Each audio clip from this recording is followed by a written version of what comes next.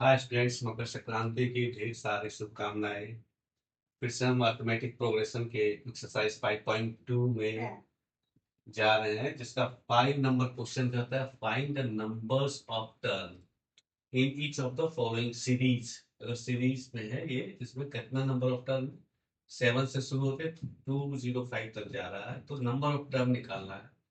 तो मेरा सीरीज दिया हुआ है क्या, 7, 13, 19 अप टू 205। तो यहाँ तक सीरीज बना है मेरा, यहाँ तक आगे भी सीरीज हो सकता था, लेकिन यहाँ पर सीरीज क्लोज कर दिया। तो लास्ट टर्म का है ये है। तो इस सीरीज में लास्ट टर्म कितना, कैमा टर्म है ये, यही निकालना है। नंबर ऑफ टर्म्स का मतलब लास्ट टर्म कैमा टर्म है, तो यही नंबर ऑफ टर्म्स हो जाएगा। क्या फॉर्मूला होता है, ए एन बराबर एनवा टर्म, एंथ टर्म होता है ए एन बराबर A plus N minus one into B, यही होता है। जहाँ ए पहला टर्म है, एन नंबर ऑफ टर्म है, डी कॉमन डिफरेंस है। तो यहाँ पर क्या है, पहला टर्म ए बराबर क्या है मेरा 7 है, डी कॉमन डिफरेंस क्या हुआ है 13 में 7 घटा देंगे तो 6 हो जाएगा। और लास्ट टर्म दिया हुआ है ए एन बराबर भी दिया हुआ है 205। तो ए इस फॉर्मूला में बैठाएंगे तो ए एन बराबर 205 कर देते हैं, इक्वल टू ए बराबर 7 कर देते हैं, प्लस एन को निकालना है, ये एन माइनस वन लाना है, और डी दिया हुआ है 6, 6 कर देते हैं, बस इतना ही कर देते हैं। इसको सॉल्व करके एन नंबर निकाले, वही नंबर ऑफ टर्म्स हो जाएगा। हो जाएगा 7 + n - 1 × 6 = 205। और इसको सॉल्यूशन करेंगे तो क्या हो जाएगा, 7 + 6n - 6 = 205। ये दोनों घटेगा तो +1 बच जाएगा, 6n बराबर 205, +1 -1 हो जाएगा तो 204। तो n बराबर क्या हो जाएगा, 204/6। इसको डिवाइड कर देंगे तो 34 बार ये पूरा डिवाइड हो जाएगा, इसलिए इसलिए हो जाएगा n बराबर 34, यानी कि इस सीरीज में 34 टर्म यहाँ, तो 34 ही आंसर हो जाएगा। तो आपने क्या, अब उसी में दूसरा क्वेश्चन देखते हैं कि इस एपी सीरीज में कितना टर्म है। जहां तक लास्ट टर्म 47 बोल रहा है, आगे भी टर्म हो सकता है, लेकिन अगर लास्ट 47 करते हैं -47, तो कितने टर्म है। तो मेरा सीरीज क्या दे रहा है, 18, 15 एंड हाफ, 13, इस तरह से -47 तक गया है। तो इस वैल्यू ये कैमा टर्म है, तो उतना ही नंबर ऑफ टर्म्स होगा। तो फिर इसमें देखते हैं ए एन बराबर क्या होता है, a + n - 1 × t। फिर ए यहाँ पर दिया हुआ है 18,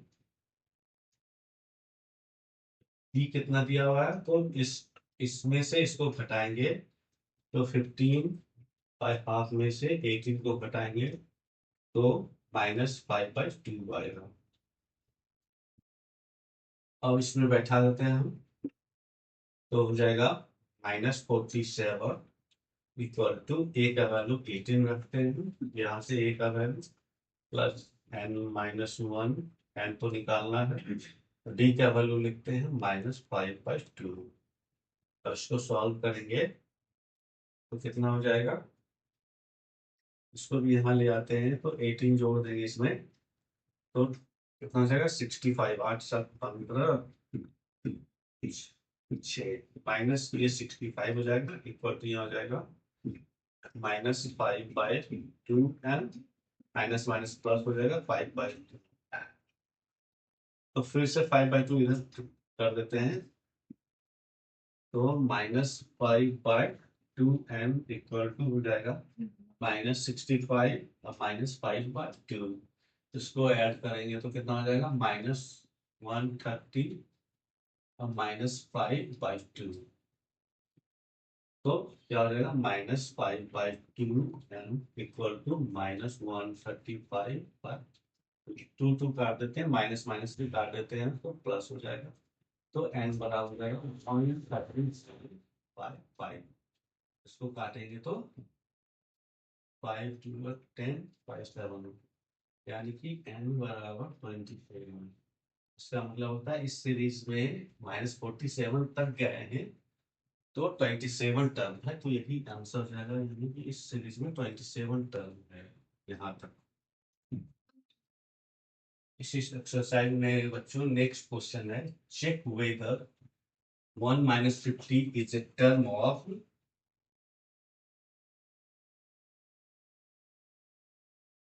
ऑफ दिस एपी।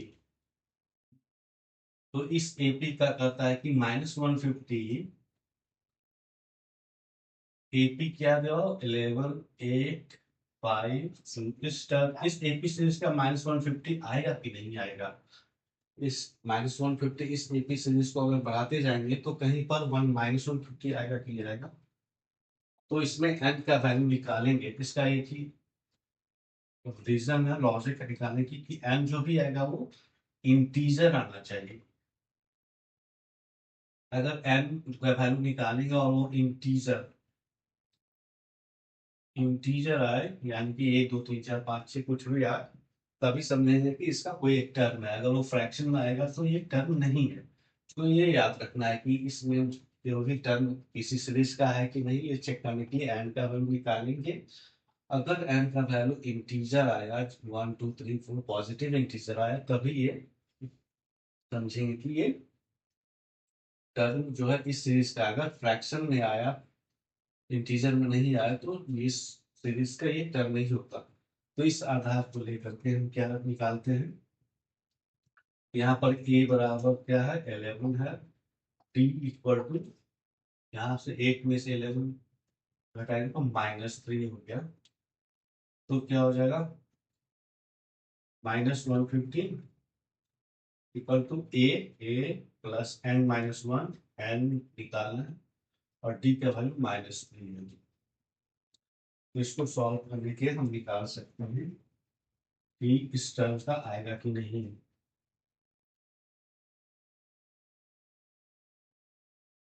तो इसमें क्या हो जाएगा -161 आ जाएगा, इसको यहाँ ले आएंगे और इसको ब्रेक कर देंगे तो हो जाएगा -3n + 3। इसमें भी क्या करेंगे, +3 को इधर ले जाएंगे -3 हो जाएगा, तो -164 इक्वल टू -3n। इसका मतलब होगा कि 3n इक्वल टू हो जाएगा 164, माइनस माइनस कैंसिल हो जाएगा, that means n equal to हो जाएगा 164 इक्वल टू 3। इसको डिवाइड करेंगे तो ये कितना आ जाएगा,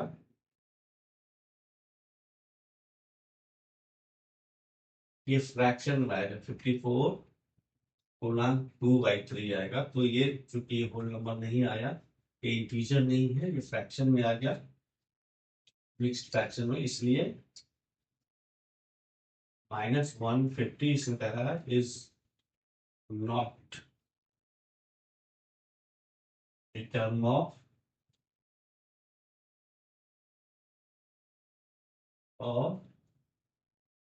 गिवन सीरीज।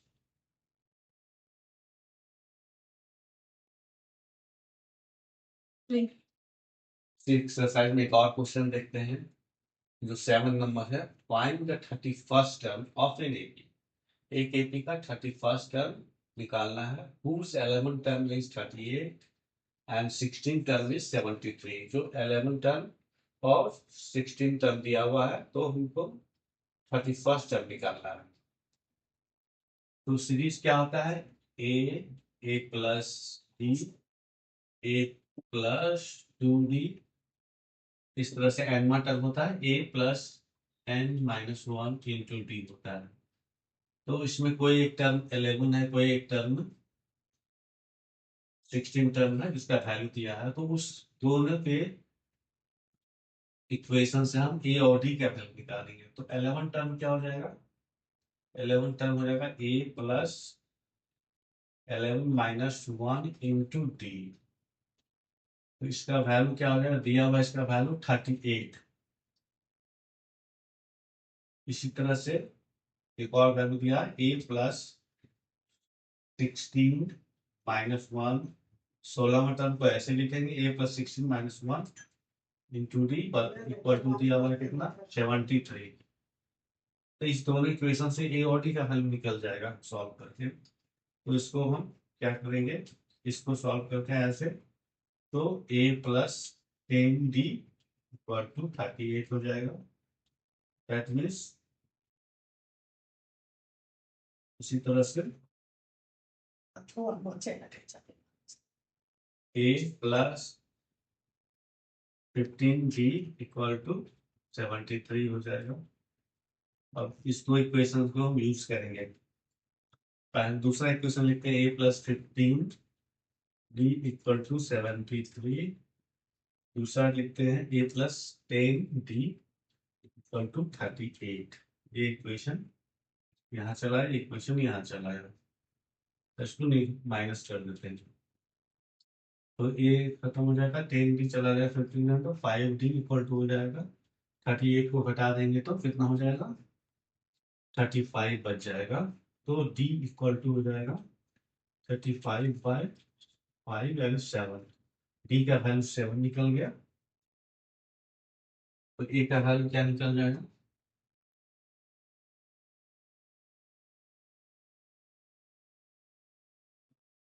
इक्वेशन है a plus 10d equal to कितना दिया हुआ है 38, 11 टर्म है। तो इसमें से d का वैल्यू रख देते हैं, a plus 10 into 7 equal to 38। यहाँ d जो निकला था 7, तो a बराबर क्या हो जाएगा 38 माइनस 17। तो कितना हो जाएगा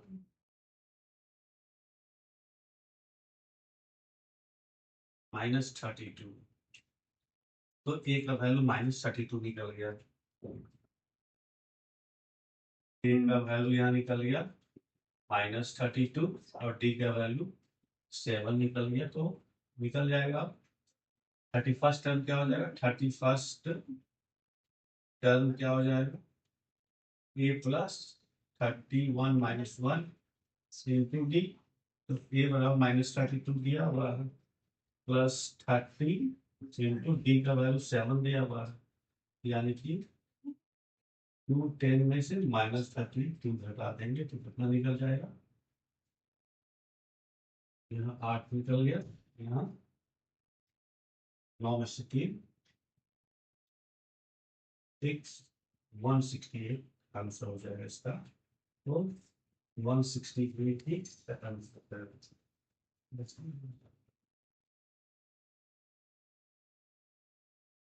178 आंसर है यार, यहाँ पर 170 इसको माइनस करेंगे कितना आ जाएगा 210 में से 32 घटा देंगे तो यहाँ 8 यहाँ बच जाएगा।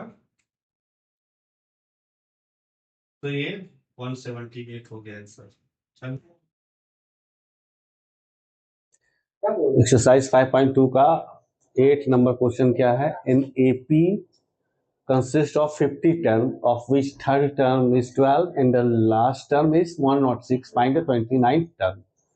कहता है कि एपी सीरीज जो एक कंसिस्ट है 50 टर्म का, ए प्लस डी, ए प्लस 2d, ए प्लस 3d, इस तरह से ये 50 टर्म है। इसमें 50 टर्म, टोटल 50 टर्म है और इसमें थर्ड टर्म दिया है। थर्ड टर्म कौन हो जाएगा, ये टर्म दिया हुआ है। ये टर्म कितना दिया हुआ है 12। उसके बाद लास्ट टर्म 50 टर्म है, तो लास्ट टर्म 106 यानी 50वां टर्म 106 दिया हुआ है। तो हमको इसके बीच में कोई 29th टर्म निकालना है, इसके बीच में 29th टर्म निकालना है।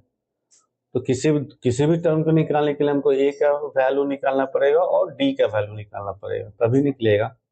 क्योंकि दो रिलेशन निकला दिया हुआ है, एक थर्ड टर्म का रिलेशन, एक लास्ट टर्म का रिलेशन, दोनों से निकल जाएगा। तो थर्ड टर्म को क्या लिख सकते हैं, a प्लस 2d लिखते हैं थर्ड टर्म इक्वल टू 12। और 50वां टर्म को क्या लिख सकते हैं 106, फिफ्थ टर्म है, कुछ 50 टर्म का है, लास्ट टर्म दिया हुआ इसलिए a प्लस 49d हो जाएगा 50वां टर्म जो 106 दिया हुआ। अब इस दोनों के सहारे सॉल्व करेंगे तो ए का वैल्यू निकल जाएगा। तो इसको पहले लिखते हैं a plus 49 d equal to 106 और एक लिखते हैं a plus 2d equal to 12। इसमें दोनों सब्ट्रैक्ट कर देते हैं तो कितना निकलेगा, ये कट जाएगा, ये 47 d इक्वल टू निकल जाएगा कितना 94। That means d equal to 94/47 यानी कि 2 निकल गया, d बराबर 2 निकल गया। यहाँ पर क्या निकल गया, d इक्वल टू 2। तो a का वैल्यू क्या निकलेगा, तो इसमें से बैठा देंगे, a प्लस 2d दिया हुआ है 12, तो यहाँ a plus 2 into 2 equal to 12, इसलिए a बराबर 8 आ जाएगा। तो सब निकल गया मेरा।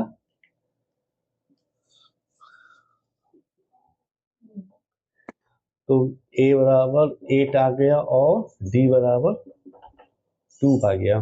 तो 29 टर्म क्या हो जाएगा, a प्लस 28d, ये 29 टर्म हो जाएगा, इसी को निकालना है। तो 8 प्लस 28 इंटू 2 यानी हो जाएगा 8 प्लस 56 64, यही आंसर है, 29 टर्म आ जाएगा।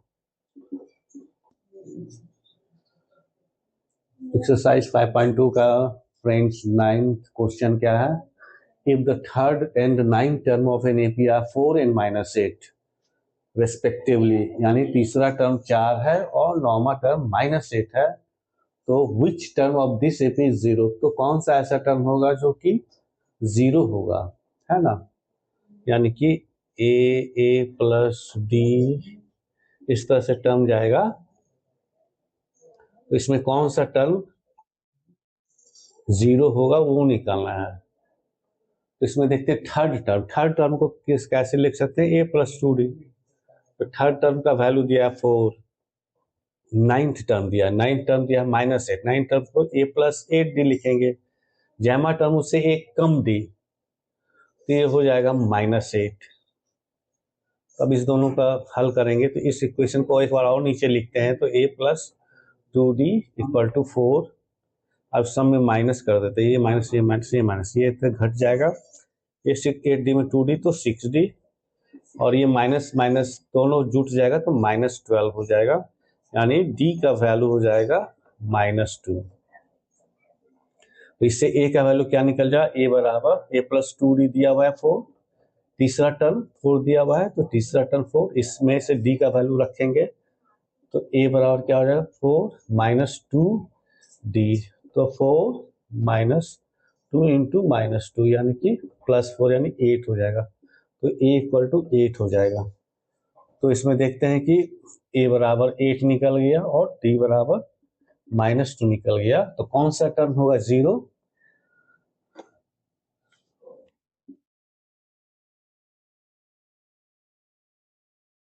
अब कौन सा टर्म होगा 0, लेट n बी द, लिखेंगे लेट nth टर्म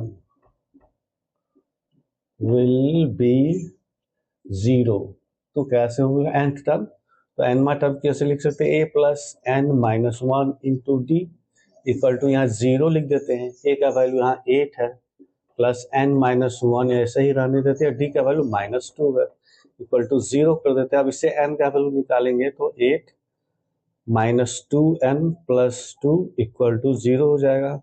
इससे क्या हो जाएगा कि 2n बराबर हो जाएगा 10, इसको सॉल्व करेंगे तो n बराबर क्या हो जाएगा 10/2 यानी 5, तो फिफ्थ टर्म क्या हो जाएगा इसका 0 हो जाएगा, फिफ्थ टर्म इज 0, यही आंसर होगा। नेक्स्ट क्वेश्चन 10th क्वेश्चन है, the 17th term of an AP exceeds its 10th term by 7, find the common difference. इसमें क्या कर रहा है कि 17 टर्म एक एपी का जो है अपने 10वें टर्म से 7 अधिक है, तो कॉमन डिफरेंस निकालना है। तो टर्म क्या कर रहा है इसमें, 17th term exceeds by 7 to its 10th term, इसका मतलब होता है कि 17th टर्म में 10 टर्म घटाएंगे तो 7 निकलना चाहिए। तो 17th टर्म क्या हो जाएगा, a प्लस 16d, इसको माइनस करेंगे a प्लस 10th टर्म क्या हो जाएगा 9d, ये इक्वल टू 7 हो जाएगा।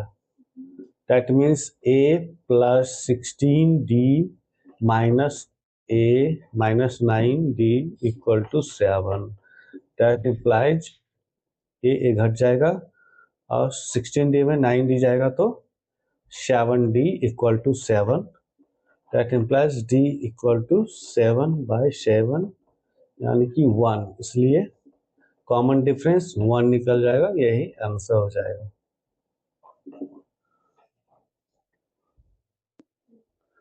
उसी एक्सरसाइज का 11th क्वेश्चन क्या करता है, which term of the AP दिया हुआ है 3, 15, 27, 39 will be 132 more than it's 54th term. 54 कौन सा इसका टर्म है जो 54 टर्म से 132 है। तो एपी सीरीज क्या दिया हुआ है मेरा 3, 15, 27 एंड 39। इससे हमको ए और डी का वैल्यू निकल गया। तो इसमें क्या, इसका मतलब इसमें क्या, a इक्वल टू 3 है और d इक्वल टू 12, ये तो जान गए। तो कौन सा टर्म जो है उसके 54वें टर्म से 132 है, तो let n term, nth term will be 132 more than 54th term.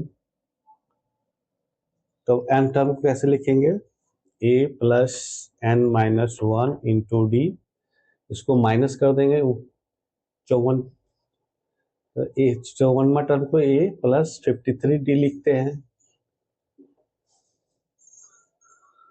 a equal to 132 दिया हुआ है, क्योंकि इस टर्म से इस टर्म में ये टर्म घटाएंगे तो 132 आएगा क्वेश्चन से।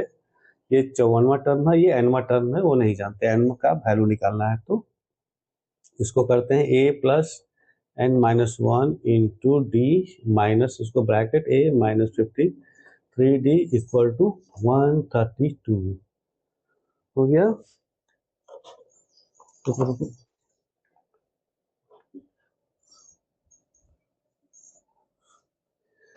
132, अब ये a कट जाएगा,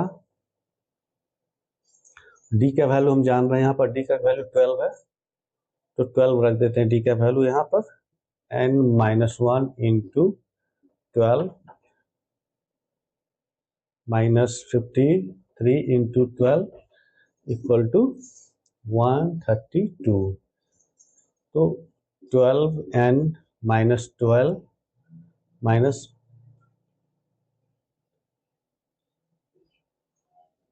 132, इसको मल्टीप्लाई 636 आएगा। दैट मीन्स 12n माइनस 12, इसको ले जाएंगे इधर तो क्या जुड़ जाएगा, ये 6 2 8, 3 3 6 और 7 88, तो क्या हो जाएगा इसका 12n इक्वल टू हो जाएगा 768 प्लस 12 यानी कि 780। That means n equal to 780 by 12, उसको डिवाइड करेंगे 72 60, तो ये 65 बार डिविजिबल रहेगा, यानी कि n का वैल्यू यहाँ पर 65 निकला, यानी कि 65th टर्म जो है term will be more than 54th term by 132, यही आंसर हो जाएगा।